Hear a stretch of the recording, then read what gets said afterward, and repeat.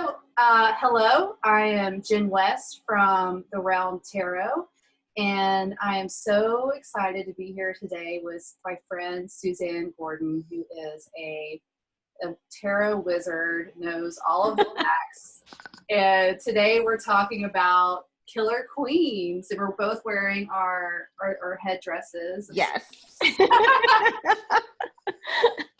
in theme. And yeah, so Suzanne, just real quick, so I met you, I feel like you would probably say I met you early on in your tarot journey, but I feel like you've been dabbling in this for a lot longer than you would let on. So like,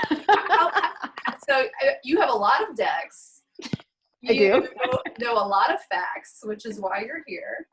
And yeah, so tell us about, or tell me about how you fell into it, or your origin story. Okay, so it's funny because I've always been interested in spiritual, esoteric topics pretty much since I was a teenager. But due to like some of my background, upbringing, living in the South, a lot of those things were kind of taboo. So I didn't really get to, sort of deep dive into them, when I was young. But I would say that I sort of left all that alone up until the end of 2018. Mm-hmm. So that was sort of the first time for me deciding that I wanted to really explore what tarot was about. So actually, I hadn't really started anything. Like I'd bought 2 decks, and then I actually came to you for a reading. And in January 2019. And so was definitely skeptical, definitely like, I don't know, am I about to waste my money? but I had a great experience with you. You spoke to a lot of things that were currently happening in my life, which was really weird because I didn't know you from anywhere. And I mean, for me, I think that sold me at that point, and I really wanted to understand the tarot a lot better for myself. So now it's been a little bit over 15 months that I've been studying it. I cannot believe it was early 2019 when I met you. If you had asked me before you said that when I met you, I probably would have said early fall or summer. Like, time goes by so fast. So you must have been one of the first people that I saw at Modern Mystic, because I started there, I think, in December. Oh, wow. So, yeah, it was, yeah. So you're very new. A while. I was brand new there, and yeah, I remember it vividly. That is so funny. We had a good connection. And yeah, I relate to you on the Southern thing, and that in of itself could be a whole conversation too. Practicing mystic anything techniques in the Deep South around very religious, oriented people, like organized religious religion. And it's hard to, even though I've loved it and have done it since I was like 17 or 18, I don't know if I really talked about doing it until maybe a few years ago. My friends knew. That was it. And I did readings for people who knew that I did it, but I didn't ever post about it on Facebook or any of my social media because I was afraid of what people would say or judgment. And quite honestly, I still feel that way sometimes. Like, posting this video tomorrow on YouTube, I'm going to think for a second, like, I might get somebody who comments on this is like, this is devil worship, or this is worshiping false gods. And but as we know, and hopefully the people here do too, that this is something that can be integrated into any spiritual practice. It isn't reliant on you being a specific thing or not. It's about practicing your intuition, tapping into your own unique spirituality and what that means. So, And honestly, I sorry to interrupt. I feel like people have actually been more receptive than I thought they would be. Oh, that's good to hear. Yeah. I mean, that's why I love it as well, because it transcends any box you would have, like any religious beliefs or spiritual beliefs, wherever people fall in the spectrum. That's why I love the tarot. It's not limited by any of those like mindsets. Yeah. There really is something for everyone.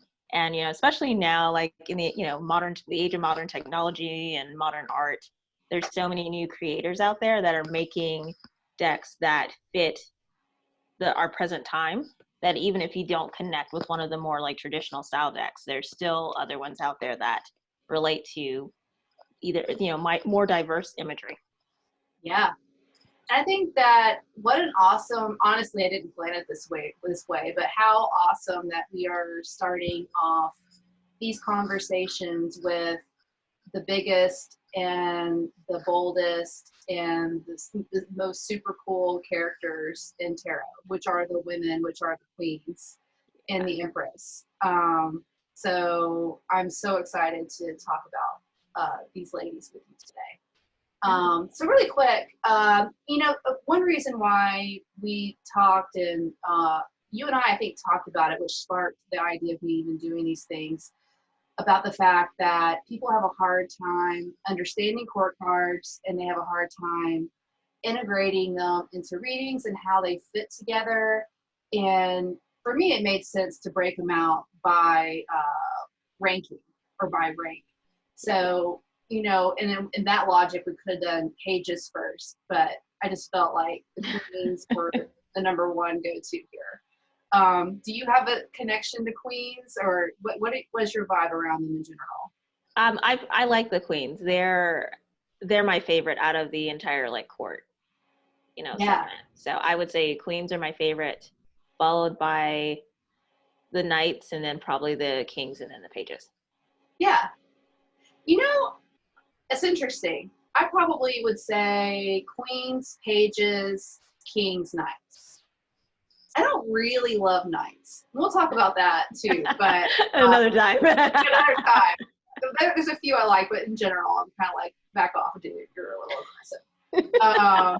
But with the queens, as you may or not know, for the people who are watching us right now, each queen is represented by a suit, therefore an element.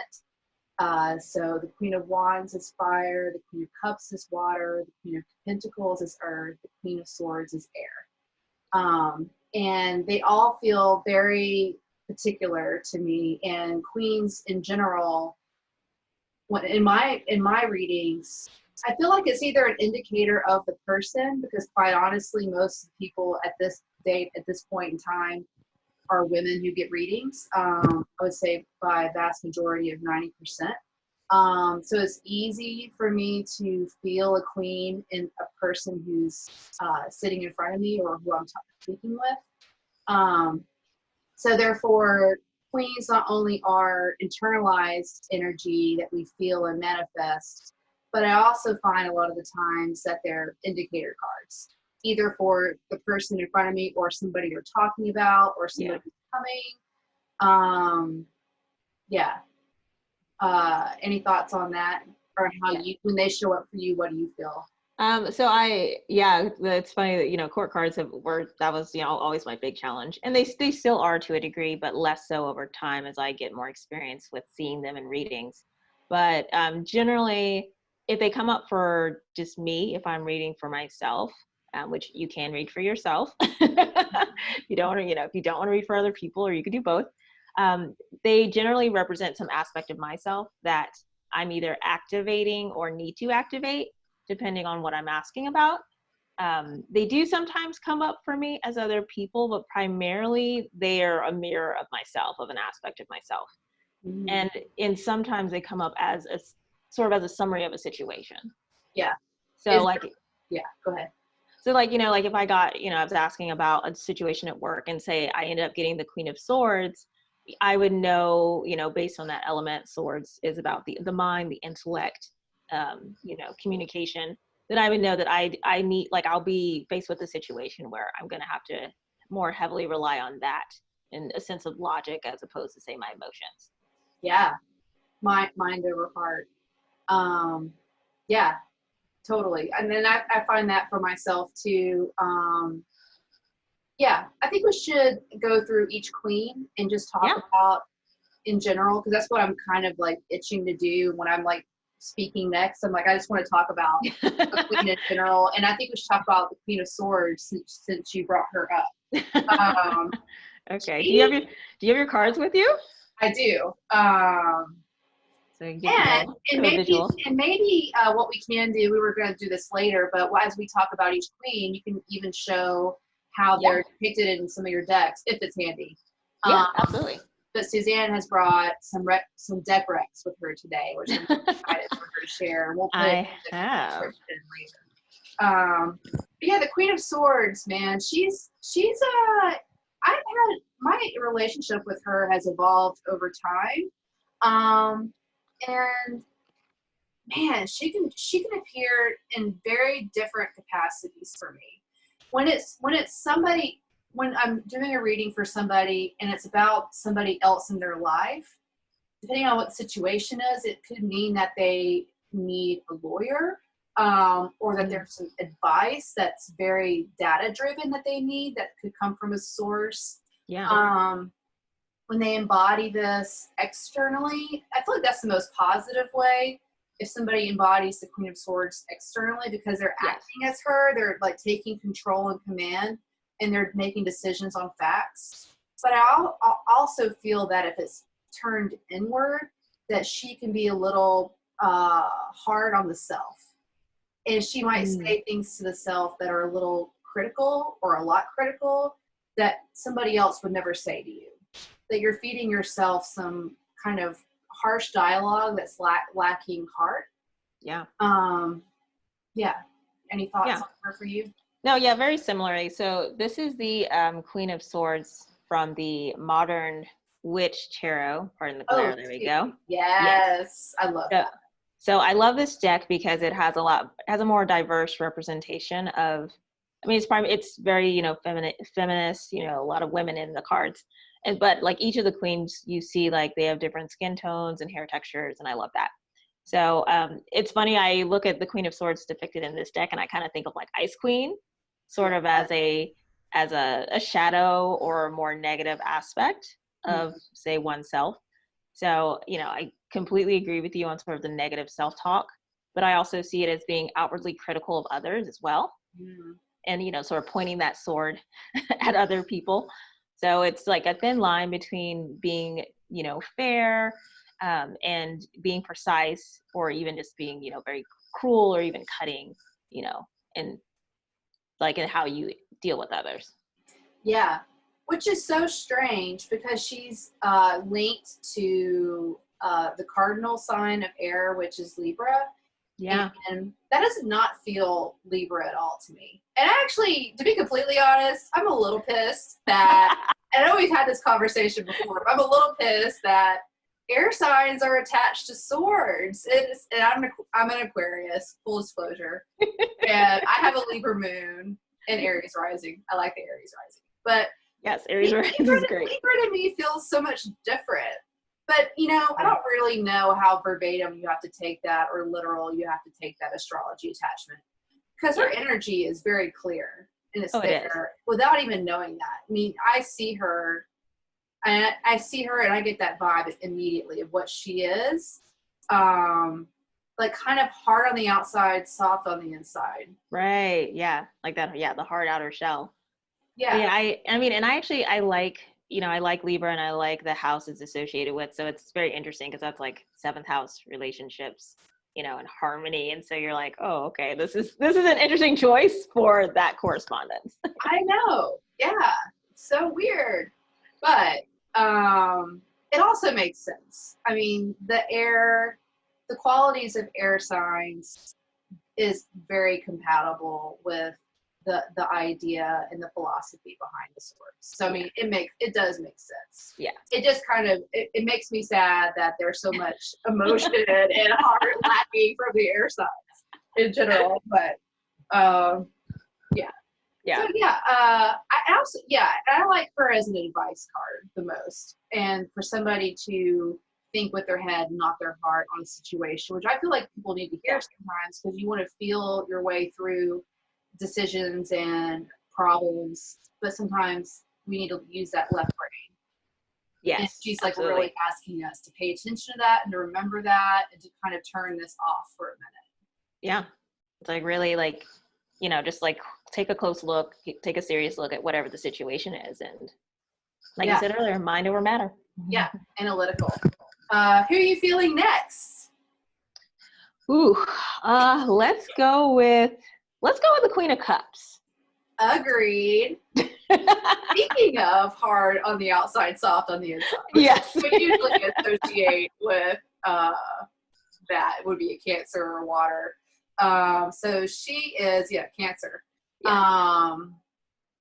Yeah, she's just she's like this, like the hug you want when you're upset, or the friend who comes over and sits with you and listens, or calling your mom if you still have your mom around, like Yeah. that person who is that for you, somebody who just says it's gonna be okay, I love you. Yeah, and like you're the world to me. And that's Yeah. what I feel like she's looking at this thing in her lap like it's her baby. Yes. And for those who don't have babies, I say this can be a project or something Mhm. very emotionally attached to. I see that Right. you're nurturing it, taking care of it, and are capable of doing that. Yeah, just very near and dear to your heart. And I also, because of like the association with water, I see the Queen of Cups as being this, strongest in terms of like intuition, as Yes. well. Uh-huh. Yeah. So in the tarot, water is generally associated with intuition. It's also associated with the moon, lunar cycles. So there's a tarot's like like the Russian nesting dolls, like the babushka dolls. There's so many layers to every single card that you could tell stories about them for ages. Yeah. And we could have spent the whole time, honestly, even just talking about the things on their thrones and the butterfly flying Yeah. around the Queen of Swords and Yeah. yeah. And so, this one's a little bit, this one's a little bit more Oh simplistic. yeah. Like it's less her throne is less ornate, but she looks like a mermaid to me. So you still get a sense of the connection to emotion and like the deep sense of intuition. That's And an the interesting nurturing. depiction. I like that a lot. It doesn't have the children on the throne, No. which I kind of like. Yeah, Like, I do too. This is a little bit more yeah. minimal. And it's more modern. Yes. I mean, you don't have to have physical, literal children to understand sometimes what it's like or what it means or what it feels like to be a mother and to Yeah. love something. Yeah. I mean, in the tarot, the cup can also, just the cups in general can also represent the womb. So. Yeah. Yeah. Yeah, so you're right. There is. I'm glad you said that. Some intuition here, some psychic skills that she has. I wonder too. Yeah, I would love to know more about her abilities in particular. She would be the queen that would have some high priestess skills. Yeah. Of reaching behind or through Yes. the veil of the from the conscious to the subconscious. Like, Yeah. No, yeah, absolutely. Mm-hmm. Yeah, no, it's funny. I don't think we mentioned it earlier, but even going back to the Queen of Swords, I think of like the Justice card, which is card number 11 for most, decks. Well, there you go. There's Libra. Yeah. That's awesome. That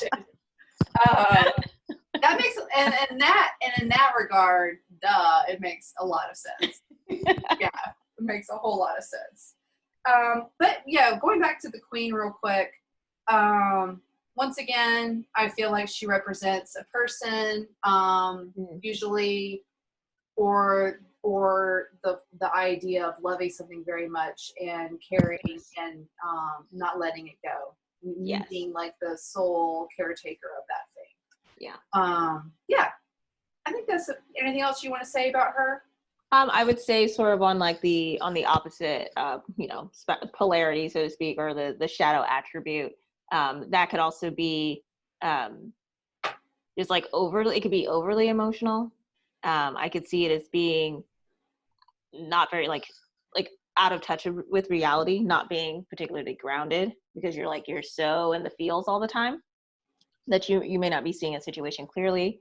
It could also be read as obsessive.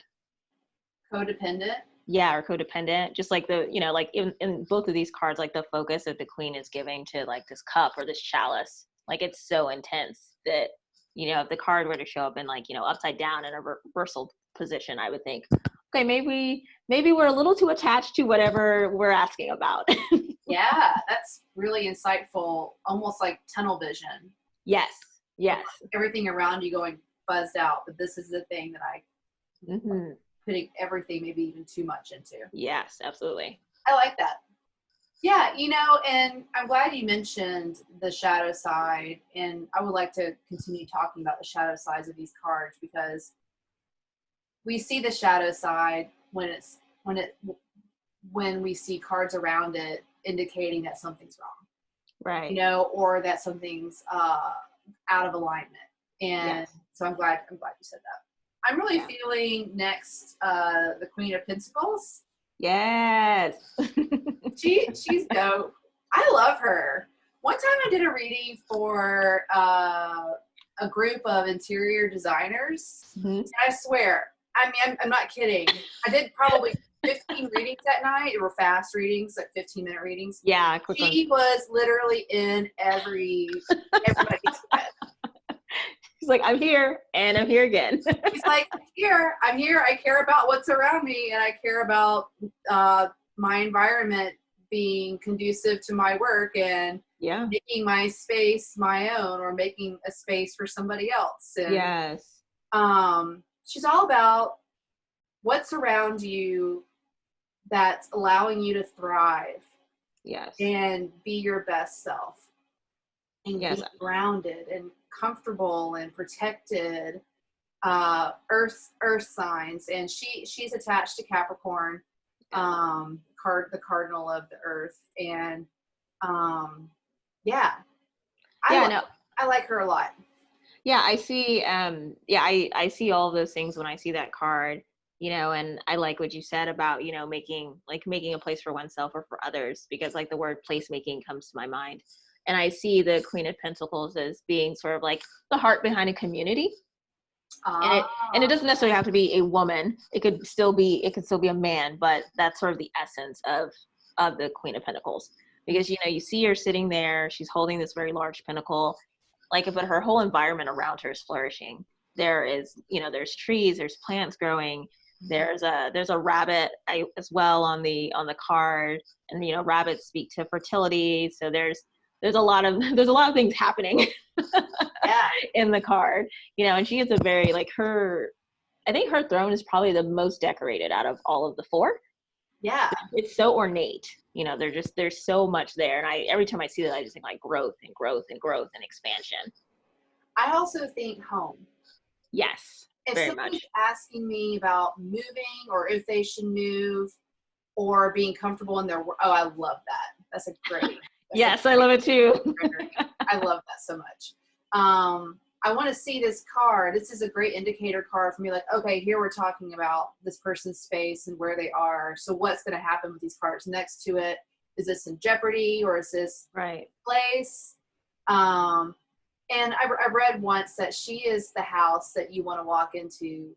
Yes. If you want like freshly baked chocolate chip cookies.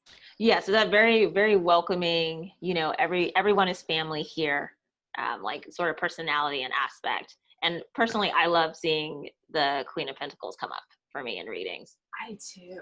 So it's one of my favorite ones in that suit. So I wish I had more earth in my chart, and she gives me hope. Like, I'm like, yeah, I like these things too. Like, she's just like the earth witch, you know? Yes. She's the gardener. She's like, yeah. The only thing I would have changed if I had done these was I would have made her feet barefoot on the ground. Yeah. You know? Yeah. I mean, in my cards, you can't see her feet. Like, her gown flows all the way to the ground. But I agree. I think barefoot would have been very fitting. And I don't think I've ever critiqued her work my whole life. Like, I love the woman who did these cards, and but maybe no shoes for that. Yes. So, yeah. And then just, you know, going back to sort of the shadow attributes to these cards. You know, for people that read cards in reverse, I don't personally, but I like to still know what those aspects are, because like you mentioned earlier, you know, if you get a spread of cards and say you've got some not great cards sort of sitting around your queen, then usually for me, that's an indicator that, like you said, something is not right. And so I let those other surrounding cards sort of inform how I read the queen card. So, to sort of like the opposite polarity, if you get, say, a Queen of Pentacles in reverse, it could refer to being so focused on, say, the needs of others and nurturing others that you're neglecting yourself. It could also point to being so mothering or nurturing to the point that you're smothering someone. Or it could just, just being completely just focused inward and not necessarily focused on nurturing others around you. Yeah, I like that a lot. There's like an introversion to it. Yes, and that can go to, depending on the cards around it, it could be a good thing if it's temporary, or it could actually be a sign of more, a little deeper issues that need to be addressed. Yeah, like for example, a card that I would not want to see next to the Queen of Pentacles would be the Five of Pentacles. Yes. Somebody being locked out of a safe space. Yes. Cold, sick. And that makes me feel like their home is in jeopardy. Something's not right here. Right. So that Queen of Wands, I really wish, like, if I could have been, I guess my Aries rising, I could let me like tap into that fire. You're fire, you're Leo. Yeah, the Queen of Wands is Aries, and the Cardinal of Fire. And I always say that, that's an interesting one. Yes. So you still got the black cat and the sunflower. I like that the black cat is more pronounced than yours. It's much larger. It's like, here I am. Roll happening here. Also, cool shirt. So for me, I always say that the Queen of Wands are a perception card on the outside. Okay. In the external way. She is charming, charismatic, magnetic, and those are all words that mean that somebody's looking at you and they feel that way about you. Yes. But she's not manipulative. Like, she doesn't use those right in a harmful way. Like, she is the popular person in school. Yes. Magnetic, charming. Yeah. But she's also like genuine and excitable. That fire is really important. I really love to see the Queen of Wands show up when somebody's like the face of a brand or the voice of something important. Yes. I'm like, you're going to be well received. Yes. Because she's showing up, and that to me is like how your audience is digesting you. Yes, no, absolutely. I mean, I'm also Aries rising, so I love that card very much. I mean, she's definitely my favorite queen. I love the imagery on, particularly Pixie's imagery on the classic Rider-Waite. Like, I love the sunflowers. I love the lions. I love the little black cat. It's interesting, even though like the cards associated with Aries, it still to me has very Leo energy. And Leo's my sun sign. Does it feel Leo? It does feel Leo. It does, even though it's it corresponds to Aries, but it's fine. King of Wands is Leo. Yeah. Oh my God, I totally relate. Yeah, but she's definitely my favorite queen to show up for anyone, really, regardless of the the situation or the question. It's just very warm, positive, engaging energy. Like, I see the Queen of Wands as being like the type of person that draws people to herself, draws other people together that wouldn't otherwise be drawn together. It's just like you said before, like this is the popular person in school. This is the one that everybody likes at work. Yeah. And she's a leader of some sort too. Yes. And at the shadow side, so I was trying to think of a good example of what would really bring out that shadow side of her. Well, I mean, I could see that as being, when someone is so magnetic and so compelling that they can use that to manipulate others. Mm-hmm. So I think that's a really, really big one. I can also see it as being a little too dramatic. Yeah. You know, because like there's a book that I own that actually talks about the court cards, like all of them. It's a very extensive book, and the author assigns a particular archetype to every single queen, and so for the Queen of Wands, it assigned the archetype of the performer. Mm. So I mean, that's pretty like self-explanatory name, you know, Totally. like draws crowds to yourself, and so you can either do that for great purposes or you could do that for not so great purposes. Yeah. Cocky. Yes. You know, very, yeah, like arrogance. Yeah, arrogance, live the limelight. Yeah. Arrogance is a good word. Yes. She would never. She might. She might. She totally might. And go ahead. Well, and I was just going to also add that I would see the Queen of Wands again, if it were reversed, as being very self-absorbed or a sense of entitlement. Yeah. Like staring in the mirror a little too long. Yes, or like taking all of that warm energy and sort of redirecting on yourself. Like, oh, you know, it's me. I'm the ish. Yes. I feel like these two would have some problems. Yes. Maybe? Yeah. We'll talk about that later. Yes. I think like Clash of the Titans, I feel like. Yeah, I don't think those two would get those two would be the most likely to have a conflict. Yeah. It would be really interesting to see that dichotomy too within somebody or a situation. Oh yeah. I don't know, like, because fire to me, fire, like, okay, so cups are very much of the heart, right? Swords are very much of the mind. Yes. Pentacles are grounded. Yes. But like fire, the physical. to me, just kind of moves everywhere. It's kind of like I'm moving all sorts of places, you know? Like it lives somewhere between here and here to me. Yeah, I mean, when I think of like, you know, just fire as an element within the tarot, I see it as tied to more like creativity, sort of like the output of a certain action. I see it tied to spirituality, you know, if you're into that sort of thing. So it's not as, in my mind, it's not as concrete, you know, as like you were saying about like swords, like mind, like instant, you know, or cups, heart. You know, you're right. Like fire, it's kind of like you can kind of direct it in multiple ways. Yeah, that's fascinating. I want you to talk about her. Oh, the Empress. So the Empress in the Modern Witch tarot is literally the reason why I bought this deck. Oh, I can't wait. Which I would not recommend. You should not buy a tarot deck on the basis of one card. You can always, if you're interested in it, go to YouTube, check out an unboxing video. There's a million out there, and so you can literally see all 78 cards before you buy it. But that was a good suggestion. I saw that you were going to say that. That's so cool. Yeah. But so for this deck, the Empress is here. And I'm biased. I'm brown, so I love her. She is dope as hell. Yes, she's stunning. She's got a gold crown on. She's got like gold earrings and chains, and I just love it. She looks completely at home, like I run the show. Yeah, look at the crystals around her as part of the landscape. Yeah, that's awesome. That's an I awesome love that. That would be just great wall art.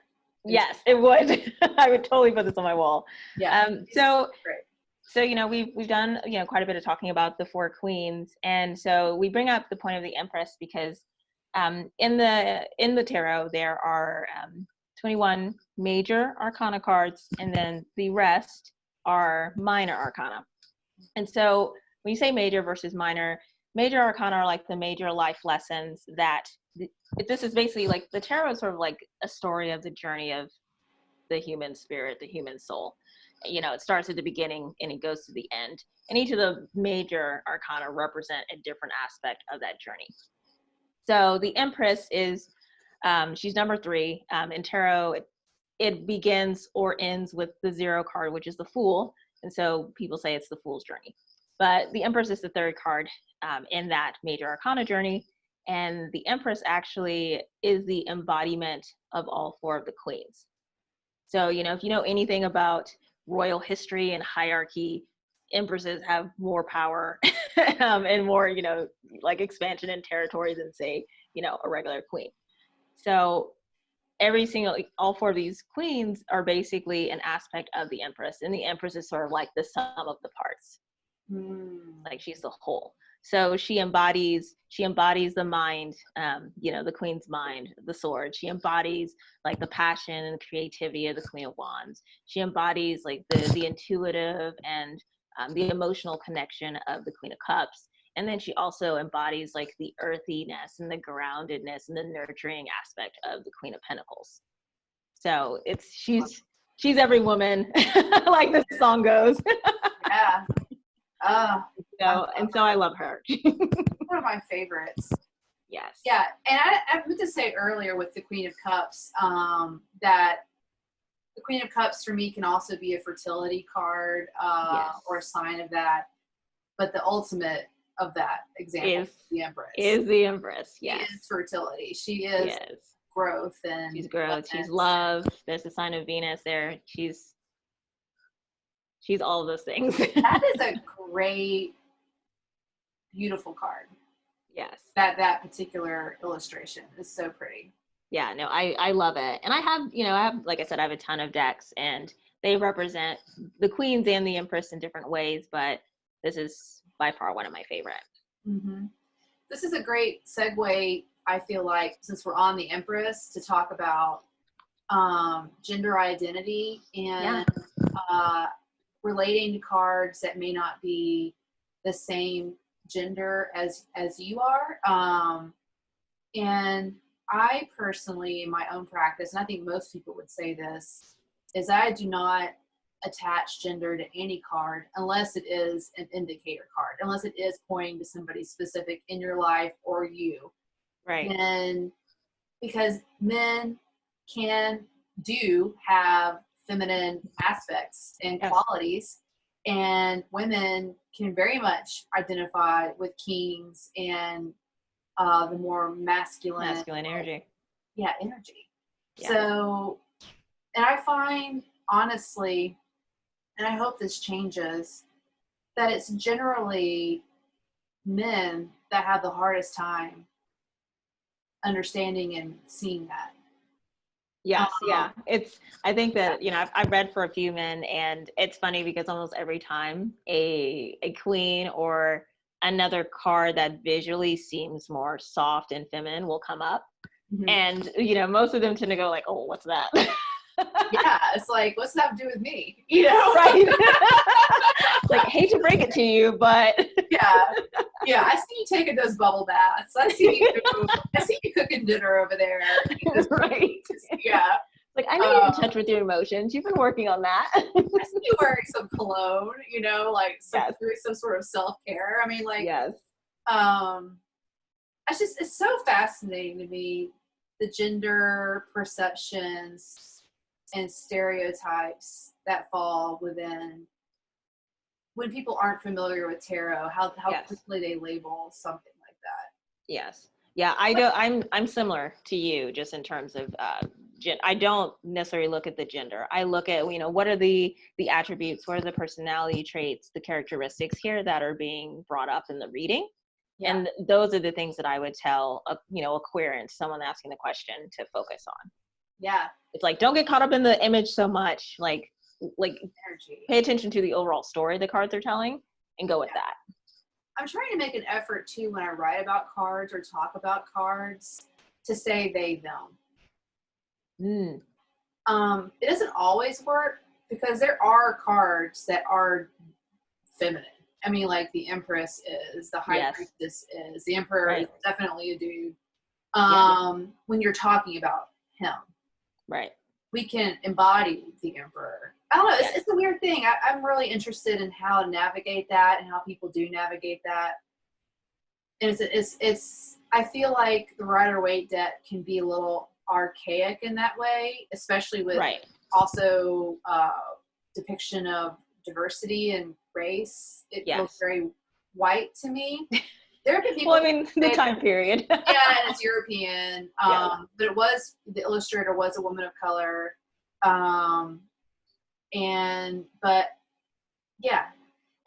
honestly, that's like my only real big hang up with the Rider-Waite. That It's very white feeling, and It is. doesn't really play with gender as much as I feel like it could.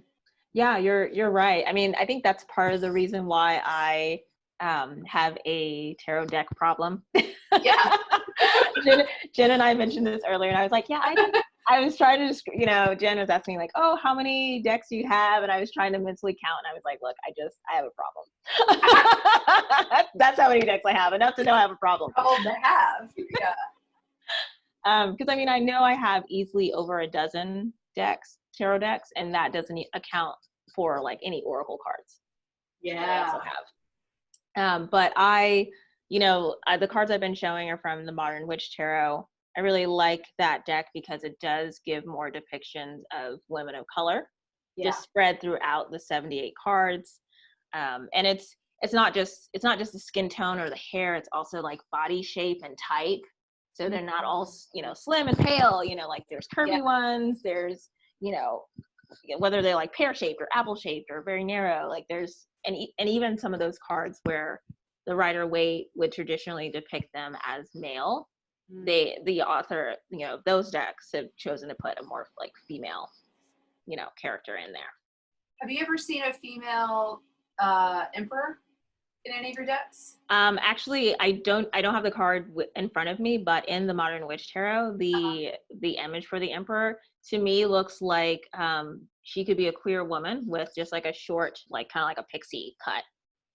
Oh, and she's got on like they are wearing a suit. Yeah.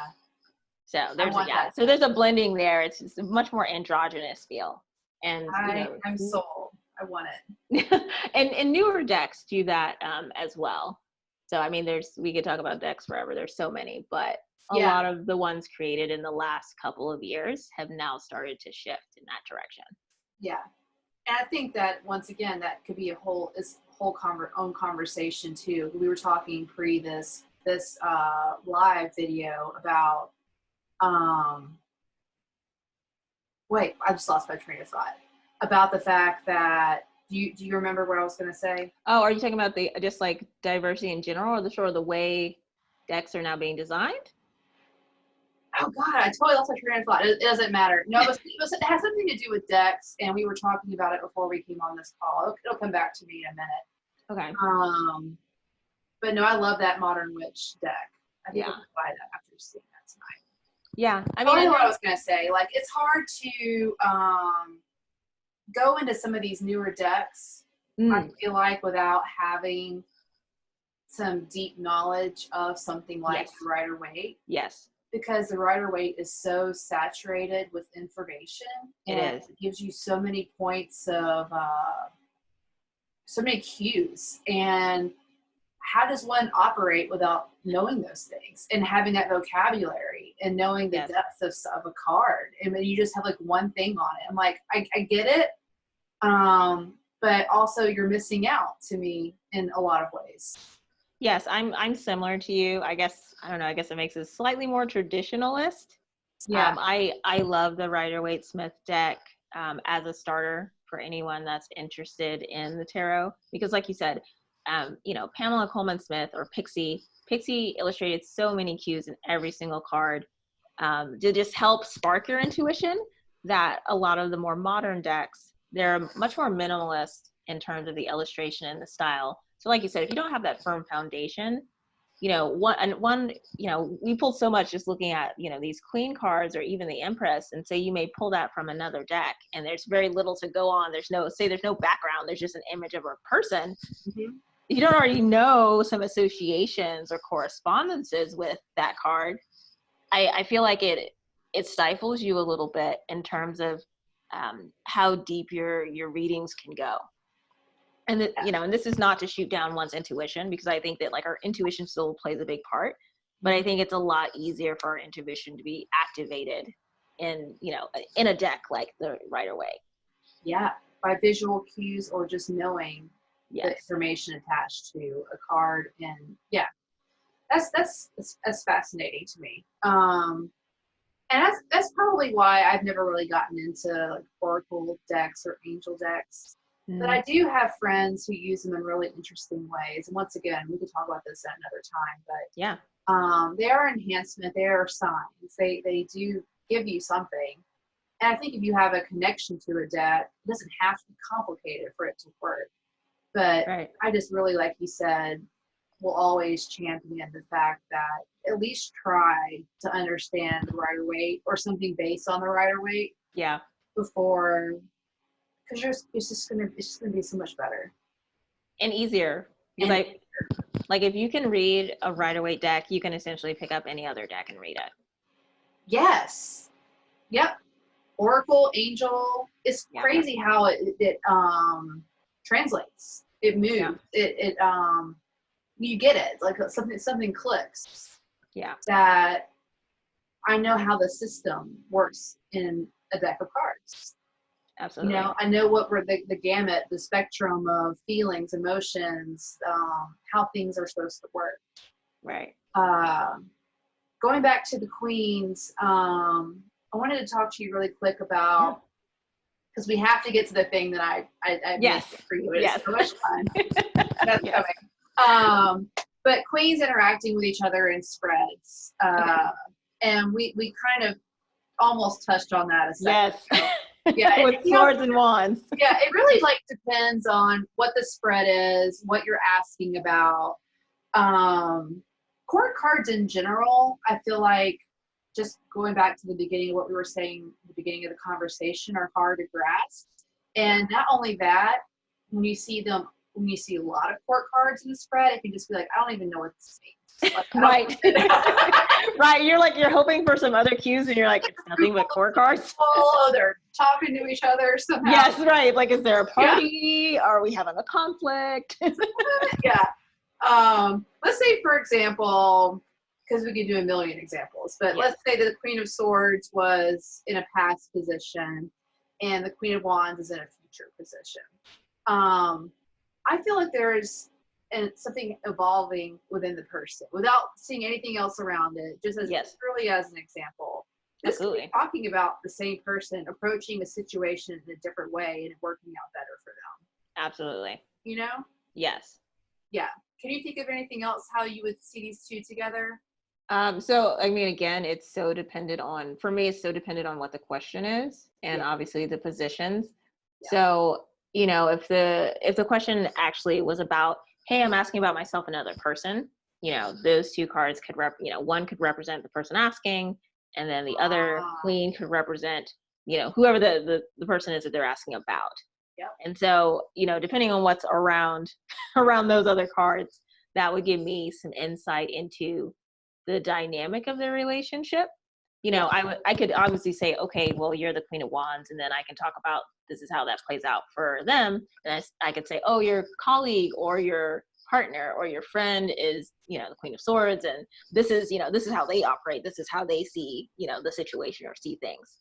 Yes. Yes. And so it could, you know, it could give a, so it would give you sort of insight. It could give you insight into like a relationship dynamic or partnership of some kind. You know, how two people are seeing a situation or coming at a situation, either to resolve it, tackle it in some kind of way. So, you know, again, it's all about, you know, the question and Just another quick brief example. That was a great one. Let's say, for example, there's a woman with children who is seeking to get a divorce, and is worried about maybe getting custody of her children. She wants to know how best to move forward. And this one showed up, and if it was looking like, as she is looking straight at this card, just as an example, like this could be a lawyer or somebody who is defense and a protector. Yes. That is like the hard shell around this soft. Absolutely. Or point like someone they can get advice or counsel from. Yep. So yeah, and then the same thing with other court cards, and later once we've gone through how those other cards feel, then we'll talk about like how they interact, crossing rank. Okay, so to the fun thing, I made a list for Suzanne Just for me. Just for you, like literally just for you. I'm being serious. Yeah, I was like, what is she gonna laugh at? So okay, it's called "Which Queen is More Likely?" All right.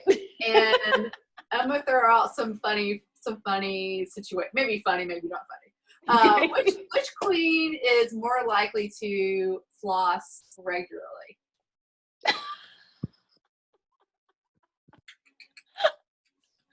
I would floss regularly. I would say either the Wands or Queen of Wands or Queen of Swords. You're right, because the Queen of Wands, she's very concerned about her. Yeah, yeah. She's like, yeah, look nice. That's so funny because I didn't think about that when I wrote that. That's totally right. And I was thinking the Queen of Swords because she's just so like a rule follower. Yes, and very like regimented, and I get to, routine, and I have a schedule, and this is how things should be done. This is so fun. Okay, so which queen is more likely to have natural hair on their armpits and legs? Pentacles. Same. Queen of Pentacles. Not even a hippie thing. I mean, like our bodies were made that way. Yeah, like we're hairy. We're animals. Which queen is more likely to be polyamorous? I would definitely say Cups. Do you think so? I think the Queen of Cups can be very open. Yeah. Emotionally. Yeah. I like it. I mean, the Queen of Wands, I can see that too. Yeah. Yeah, because she likes attention. Yes, but I mean, Queen of Cups, like that's just Queen of Cups is just all heart. You're right. Come one, come all. Which is kind of funny because I thought of her for the flip side of that. Which queen is more likely to have a partner for a long period of time, like an exclusive It partner? could also be the Queen of Cups. I think the Queen of Cups go both ways. She is the love expert in all forms. Yes. Which queen is more likely to win a Jello wrestling match? Jello wrestling match? I would say Wands. I'm gonna say Queen of Wands. She's winning everything. I just think that I could. No, you're right. Wands, fire, competition. Yeah. Which queen is most likely to be a beat poet? Ooh, beat poet. I don't know. I kind of want to say Swords. I know, I feel like Queen of Swords gets a bad rap a little bit, but that's a very Aquarius vibe. You're right. That feels like a very intellectual art. Yeah, I think of very strategic lyricism. Really telling a story. Yeah,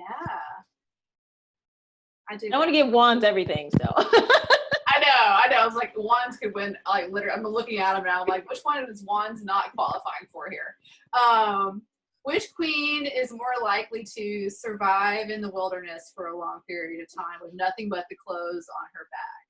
Definitely Queen of Pentacles. She got to win something. Yes. Yeah. I mean, she's so grounded and. And I was going to say, which one is more likely to be a witch? It's probably her too. Yes. Yeah. Definitely. Herbs and, crystals and. Yeah. Which queen is more likely to shave her head just because? Ooh, just because. I would say Swords. I dig it. You're making Swords sound pretty cool. I have no problem with that.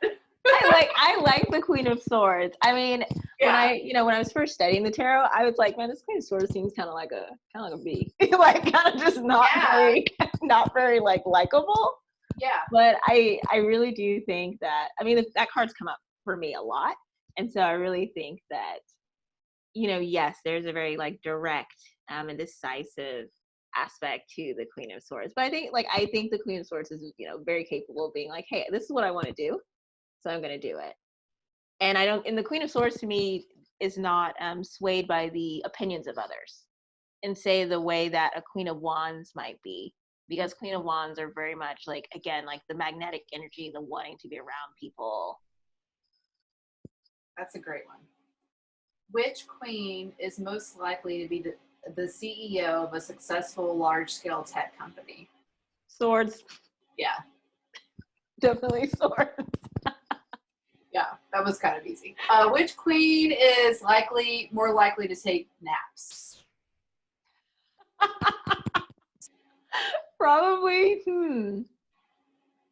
I would say Pentacles. I would say Pentacles too. Yeah.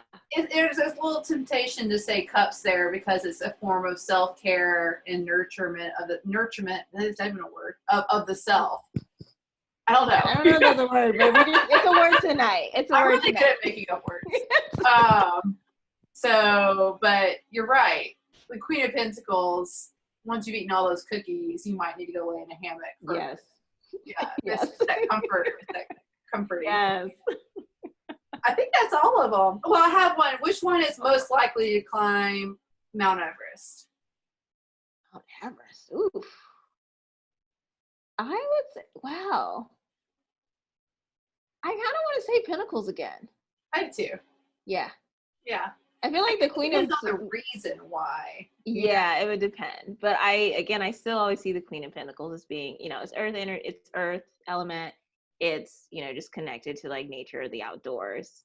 Mm-hmm. So yeah, I can't imagine the Queen of Cups necessarily wanting to do that unless her friend, the Queen of Pentacles, drug her along. Or unless she was doing it in memory of somebody that she loved.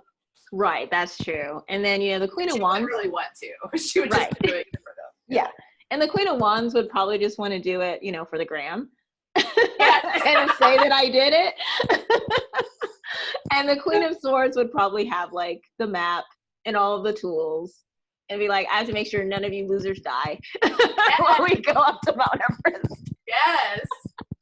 So I think next week I have pages next. And maybe format those questions in different ways. Instead of more likely, maybe would be the best at, or something like that. Yes. Yeah. No, I love the idea of these questions though. They're fun. It's kind of like, I think you told me, or somebody told me, I think it was you, told me about that exercise that somebody created of entering into a card.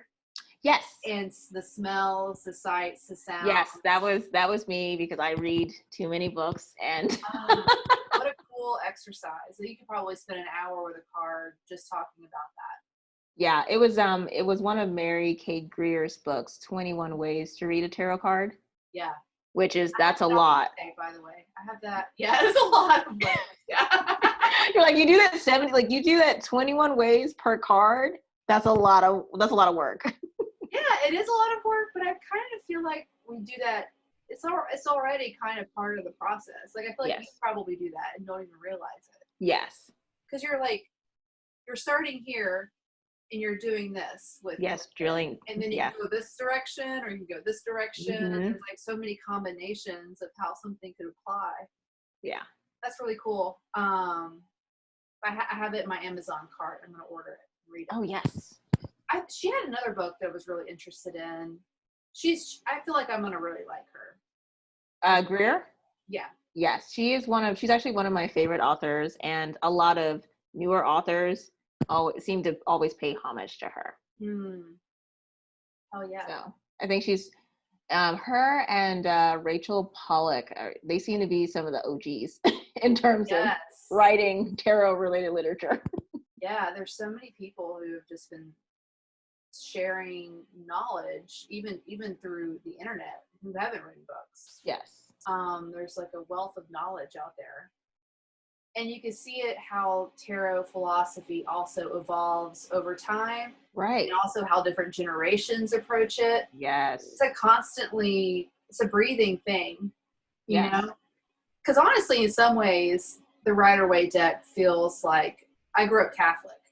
Okay. It feels like a way to do it, you know? That's a little bit, a lot structured, a lot of, assignments to things, and very particular. Yes, it's like in that way, it's like there's a lot of rules.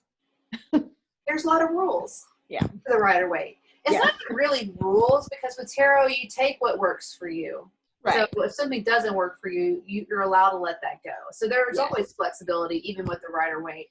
But the Rider-Waite does, though, feel like there's something churchy about it. I mean, it's well, I mean, if you look at, for any of you that, are, listening in now or will be listening in later, if you look at the Rider-Waite deck as a whole, just for that time period, Pixies did put quite a bit of religious imagery. We see that in the Hierophant card, which is the Major Arcana card number 5. We see that in the High Priestess, which is the, Major Arcana card number 2. There's 3 guardian angels that are also within the tarot. And so I know that for, some newer readers or people that are just tarot aficionados, some of them are turned off by that imagery. It doesn't bother me because of my upbringing as well. To me, it's a familiar aspect. It feels familiar. Yeah. So like it doesn't weird me out. It actually was really comforting for me because of my background. Mm-hmm. It's funny though, because I still hate to see the devil card. Yeah. Even though I have a better understanding of it now, but every time I see it, I'm like, ugh, you again. No, it's like, where's the fun part? There's got to be something fun about this card. Yeah, so like in my mind, my brain is still like, it's bad. And really, a lot of the time, it is. It is, unfortunately. But there are people who really love it, who find. Anyway, but yeah, you're right. Yeah. Like it is very much tied to religion. Yeah. And I think that too is maybe why I didn't even realize that I have a certain comfort level with it, because I grew up with that kind of system. Yeah. And I grew, my family is Baptist, so yeah. Like I'm like, okay, angels noted, like oh yeah, there's some good guys here. Yeah, like I heard about those. Yeah. But I know that doesn't work for everyone. And so the great thing is that there's so many different decks out there that, if you're looking for, diversity in terms of gender or sexuality or just general imagery, there's something for everyone, literally. Yeah, you're right. Well, thank you so much. You're a joy to talk to. You're so much fun. You're so smart. I have enjoyed this very much. So thank you for letting me put all my reading to good use. yeah, man, I can't wait. I just feel like your gift is about to do something interesting. So, ooh, we'll see. Thanks to everybody who watched and will watch in the future. This is the first video on this channel, so a lot of the views will probably come later. And feel free to ask questions. We'll check back, and I'll be posting some of the content that Suzanne has shared, especially the decks and some of the we can post some links once the video is like up, stuff like that. All right. Well, thank you so much.